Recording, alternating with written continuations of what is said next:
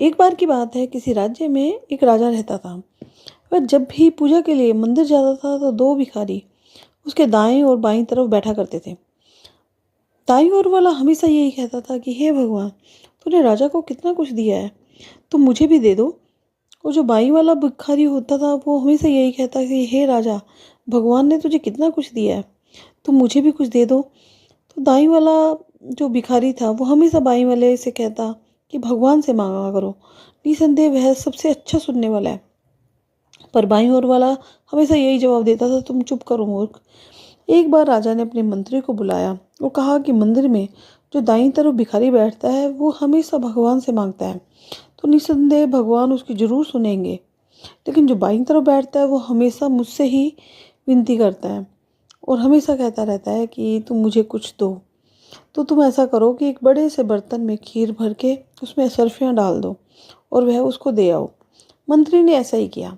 अब वह भिखारी मज़े से खीर खाते खाते दूसरे भिखारी को चिढ़ाता हुआ बोला, वाह मज़ा आ गया, कितनी स्वादिष्ट खीर है, बढ़ाया भगवान देगा भगवान देगा, देख राजा से मांगा तो मिल गया ना आज।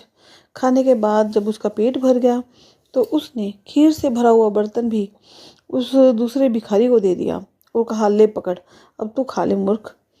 अगले दिन जब राजा पूजा के लिए मंदिर आया तो देखा कि बाईं तरफ वाला जो भिखारी था वो आज भी वहीं वैसे ही बैठा था, लेकिन जो दाईं तरफ वाला भिखारी था वो वहाँ से गायब था। राजा ने चौंक कर उससे पूछा, क्या तुमने खीर से भरा हुआ बर्तन मिला?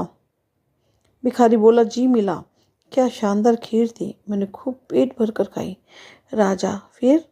भिखारी, फिर वह जो दूसरा भिखारी यहाँ बैठता था ना, मैंने उसको ये खीर बची हुई दे दी।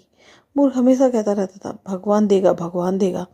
राजा मुस्कुराकर बोला, बेशक आज भगवान ने उसे बहुत कुछ दे दिया है। इसी तरह ही हमें भी हमेशा उस भगवान से ही विनती करनी चाहिए, वही हमें देने वाला है। दुनिया के जीव तो एक जरिया है, बाकी तो उसी की मर्जी से मिलता है। इसीलिए उस कुल मालिक को हमेशा याद रखो, वह रोज़ भजन बंदगी सिमरन करो, तब जाकर हमारा परमार्थ और स्वार्थ दोनों बन पाएगा।